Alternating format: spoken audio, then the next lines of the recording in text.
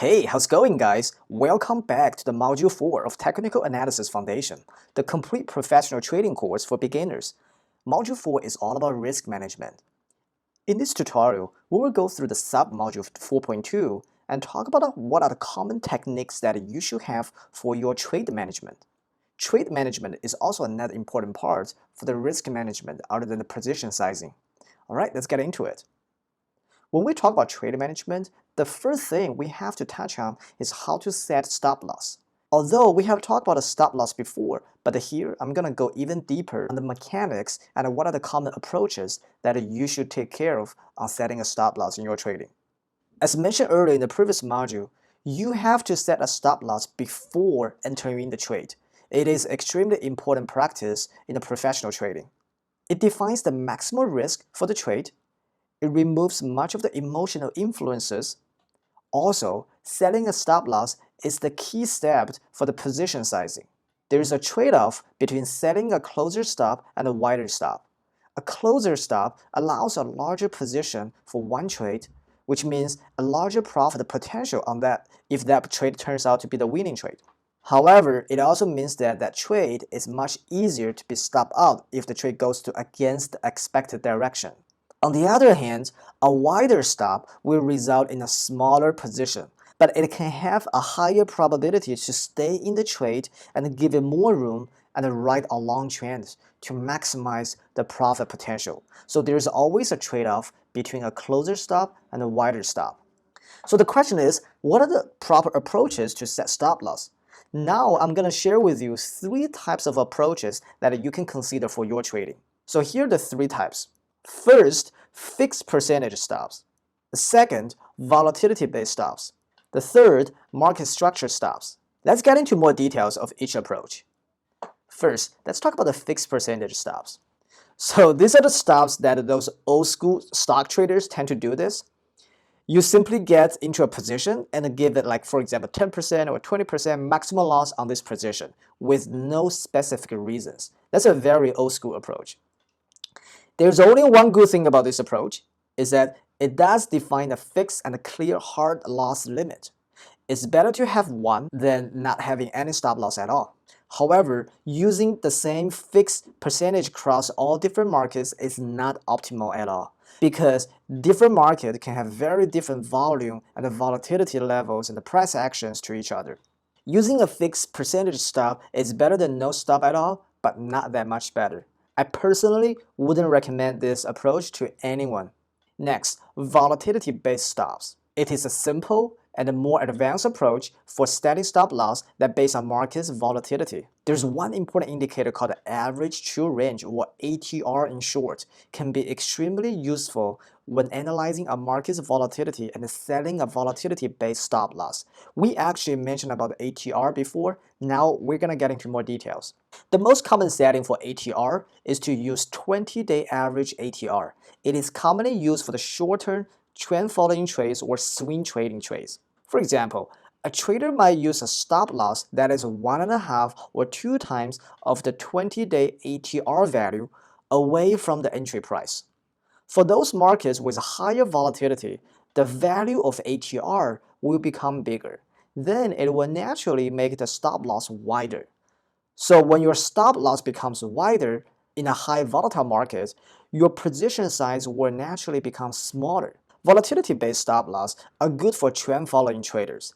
The famous turtle traders are the typical examples who adopted this approach. Also, the volatility-based stops are widely adopted by machine trading as well. Alright, the third approach is called the market structure stops. It is also the approach that I personally use in my own trading. So what is a market structure stop? You set your stop loss based on the market structure itself.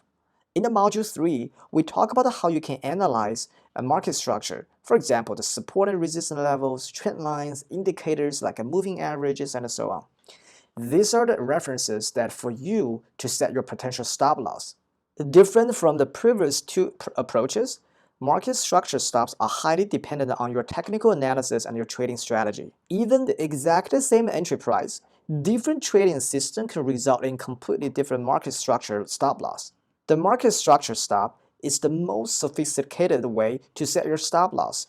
and is widely adopted by the majority of experienced traders. Although it's impossible to reduce the process to a set of simple rules, but here are some common guidelines for the beginner traders on how you can set market structure stops. You can place your stop loss around the most recent strong and resistant levels. Avoid too close or too wide stops. Any distance between 1.5 ATR to 3 ATRs would be great. If you're buying against a sloppy support area with many long lower shadows below the support level, then the only stop that makes sense is beyond the most extreme low. Never lower your initial stop loss once it's set. If you are concerned about certain positions, reduce your position size and don't touch your stop loss. Alright, so here are the three main approaches for setting initial stop loss. Before we move on, there's one trading rule that everyone should remember and strictly follow, which is never, never, never add more positions to your losing trade. Adding to your losers is the single quickest way to blow up your entire trading account. So you have to avoid it by all means, no exception. Besides the stop loss for the price movement, we also have another stop called the time stop. Because we need to consider, what if the market doesn't move? And that is why we also have another important stop in our trade management, the time stop. The choice to actually enter a trade is usually made because we believe that there is a buying and selling imbalance exists in the current market, and this imbalance should cause a price movement within a short period of time. If this movement doesn't happen quickly, it often suggests that much of our edge has already gone out from this trade. The main reason we want to use a time stop on our trade is to reduce our opportunity cost. We want to trade the market that moves, and we don't want to waste our capital and time on the dead trade that doesn't move, while at the same time waste the opportunities from other moving markets. There are two main approaches to set your time stop. First, you can set a fixed time window, like for example 2 weeks, 3 months, that depends on your time frame and strategies. The second way is more advanced. You can set your time stop by moving your stop loss closer and closer to your entry price periodically as the time goes on, until you're stop out. Alright, in the previous tutorial, we mentioned one important point, which is the professional traders do not treat their profit and loss in the terms of actual money. Instead, they think in terms of R multiples, and R represents 1 unit of risk per trade. For many professional traders, once the trader has made a significant move in the profit zone, they will protect some of their profits, or at least do not allow the trade turn into a losing trade. So how can you do that? They use one simple but powerful technique called trailing stops. So basically, the traders would move up their initial stop loss with 1 R as 1 unit when the trade is working well. For example, you enter a long position at $10 with a stop loss at $9.50, then your R multiple in dollar amount is 50 cents. When the market reaches $10.50, so which means the market goes up, you can move up your stop loss with 1 unit, 1 R multiple, which is 50 cents. Now your stop loss is exactly like $10 level. So if the market starts moving against you, your worst case scenario is a break-even trade. The same example, if the market keeps moving up to $11 for example, then you can move your stop loss with another 1 R multiple from $10 to $10.50. In this case, you lock in a 1 R multiple profits. Even if the trade is stopped out, whenever your unrealized profit goes up 1 R multiple or 1 unit, you move up your stop loss with 1 R multiple as well. You just keep doing it until the trade touches your most recent stop loss and stop out. This is how trading stop works. One thing to remember, never lower down your stop loss when the market starts moving against you.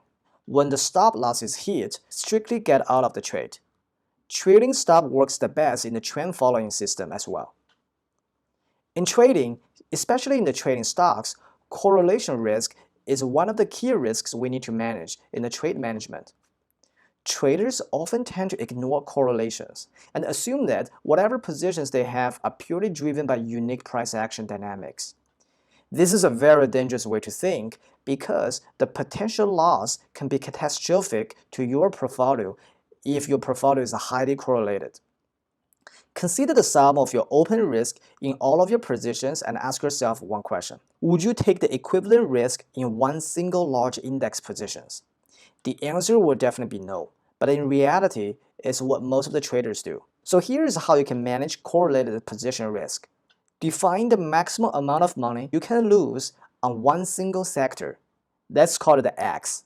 And also think of your X as an R multiple. For example, set X equal to 4R. So if 1R multiple equals 1% of the total capital, then that means the maximum amount of money you can risk on this certain single sector is total 4% of your capital. Also, it's important to redefine the maximum portfolio risk. If you have a heavily leveraged account, it's important to limit the total amount of damage that all your positions can do to your account. Normally, as a rule of thumb, you should never risk more than 20% of your total capital at any one time. Alright, before we wrap up, one of the most famous market wizards, Marty Schwartz, once famously said, "Learn to predefine your risk. Get comfortable with taking small losses. The most important thing in making money is not letting your losers get out of hand." Risk management is the first and the most important job of any traders. Many of the psychological struggles traders face come from not really understanding the nature of risk. Once you learn how to respect, accept, and then manage the risk, profit will follow. Alright, we come to the end of the Module 4. Hope you guys enjoy it, and most importantly, hope you guys learn something valuable for your trading. In the next module, Module 5, I will share with you guys how you can build your own complete trading system. Again, thanks so much for watching, and I will see you guys in Module 5. Bye for now.